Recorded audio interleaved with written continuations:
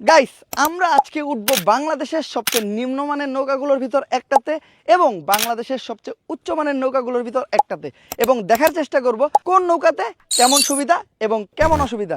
তো চলেন। বাংলাদেশে নিম্ন শ্রেণীর নৌকা বলতেই আমরা বুঝি ছোট ডিঙ্গি নৌকা বা মাছ ধরার নৌকা, যেটাতে চড়তে আমাদের কোনো টাকাই লাগে নাই, বলতে পারেন আমরা চড়ছি একদম মাগনা। আর অবশ্যই এই টাইপের নৌকায় একটা মাঝি থাকে।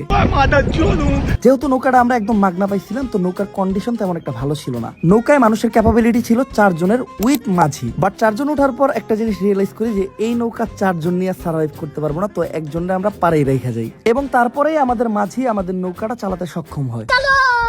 এই ধরনের নৌকায় কোনো ছাদ থাকে না, যার ফলে রোদ মাথার উপর আইসা বলে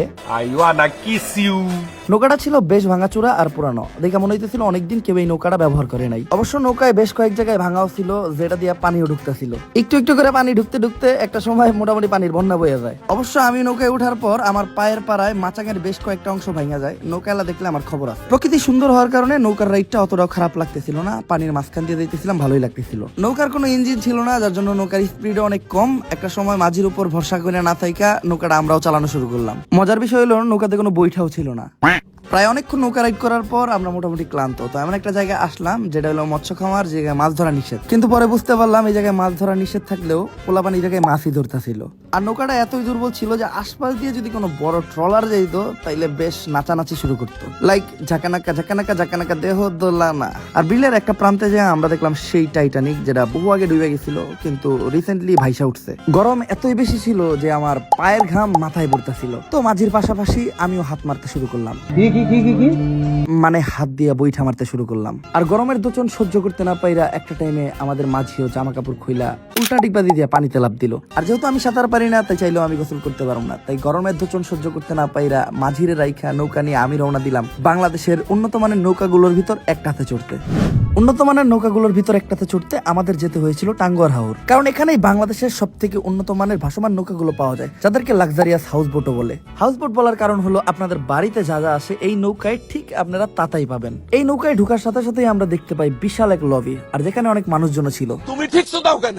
লবির ডেকোরেশন আর ডিজাইনিং এমন ছিল যেটা আমাদের বাড়িতেও থাকে না, আর পুরা নৌকাটাই ছিল ওয়েল ডেকোরেটেড। আর এই বোটের ভিতর আমরা আমাদের একটা রুমও পাই, যেটা ছিল বেশ সাজানো গোছানো, বলতে পারেন অনেক সুন্দর। আর এই রুমের ভিতর একটা এসি ছিল যেটা মাঝে মাঝেই চলতো, আর এসির পাশাপাশি একটা ফ্যান যেটা সব সময় চলতো। আর ছিল বেশ অনেকগুলা সুইচ, কিন্তু ওইটার ভিতর একটা সুইচই কাজের ছিল, যেটা আমি টিপতাছি। টিপাটিপি করতে আমার ভালোই লাগে। আমাদের জন্য পর্যাপ্ত পরিমাণ বালিশ ছিল, আর ছিল সুন্দর নরম তুলতুলা বিছানার ব্যবস্থা, এবং বাইরের ভিউ দেখার জন্য ছিল একটা জানলা আর একটা বেলকনি। অ্যাটাচ ওয়াশরুমও ছিল, ওয়াশরুমটাও কম খারাপ না। ওয়াশরুম পরিষ্কার পরিচ্ছন্ন থাকলেও যেটা সবচেয়ে বেশি ময়লা ছিল ওইটা হলো এই ওয়াশরুমের আয়না।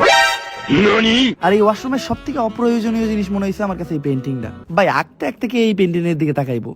ওয়াশরুমে একটা ঝর্ণাও ছিল, যেটা দিয়া পানি বাইর হয় না, তবে যে কলটা ছিল কলটা দিয়া মোটামুটি আকারে ভালোই পানি বাইর হয়, কম খারাপ না। আর এত সুন্দর তুলতুলা বিছনা দেখা আমার ঘুমাইতে মন চাইছিল, তো আমি একটু ঘুমাই নেই। ও একটা খেতাও দিছিল, যেটা গায়ে দিয়ে নিলেই ভালো হয়। আর সবচেয়ে ইন্টারেস্টিং পার্ট, নামাজ পড়ার জন্য তারা একটা জায়নামাজও দিছিল, এবং সবার প্রয়োজনীয় চার্জিং পোর্ট, যেটা অলরেডি আমি আমার মোবাইলটা চার্জে লাগিয়ে রাখছি। আর রুমের ভিতরে একটা মিরর ছিল, যেটাতে ময়লার জন্য আমার চেহারা দেখা যাইতেছিল না। আর এই বোটে কিন্তু আমরা 5 বেলার খাবার পাবো আর বেশ কয়েকবারের নাস্তা, তো অলরেডি আমার নাস্তা চলে আসছে, এবং বোটের খাবারের কোয়ালিটিও ভালো, বলতে পারেন সেই স্বাদ। আর এই হাউস বোট গুলার সব থেকে ইন্টারেস্টিং পার্ট হলো এই বোট গুলার ছাদ, আর ছাদে যাওয়ার জন্য যত একটা সিঁড়িও ছিল, আর ছাদে অসংখ্য মানুষ যে যার মতো প্রকৃতি দেখে সময় কাটাইতেছে। আর এই বোটের মানুষের ক্যাপাসিটি আই থিঙ্ক 20 থেকে 22 জনের, এর বেশি হইতে পারে বা কম হইতে পারে, আমি ঠিক জানি না। আর বলতে পারেন পুরো বোটটাই ভরা ছিল, ফ্যামিলি ফ্রেন্ডস যে যার মতো যারা নিয়ে পারছে তারা নিয়ে আসছে। আর এই বোটের ছাদে আরাম করার জন্য বেঞ্চ সহ বেডের ব্যবস্থাও ছিল, কিন্তু কেন জানি এগুলাতে মানুষ জামা কাপড়ই নাড়ছে। জামা কাপড় পর্যন্ত তো ঠিকই ছিল, তাই বইলা এইটা কি জাঙ্গিয়া? এই নৌকাতে সেফটির ব্যবস্থাও ভালোই ছিল, মানে টিউব, টায়ার, লাইফ জ্যাকেট। কোনো দুর্ঘটনা ঘটলে আপনি এগুলা দিয়ে সেভ হইতে পারবেন। আর এই বোটের ছাদটাও আমাদের বাড়ির ছাদের মতো গাছপালা ফুল দ্বারা বাগানের মতো সাজানো, কিন্তু ভাই কেন জানি এই জায়গায় মানুষ জামা কাপড় শুকা দিছিল। আর এই বোটে ছিল একজন ক্যাপ্টেন, যিনি একদম ভাবসাব নিয়ে বোটটা চালাইতেছিল, দেখতে জোস লাগতেছিল। আর এটাতে একটা দোলনাও ছিল, যেটাতে ঝুলতে খারাপ লাগতেছিল না, কিন্তু ভয় লাগতেছিল যে কোন জানি ছিঁড়ে পড়ে যায়। এছাড়াও এই বোটে প্রাকৃতিক পরিবেশের পাশাপাশি বিনোদনের জন্য ছিল গানের ব্যবস্থা।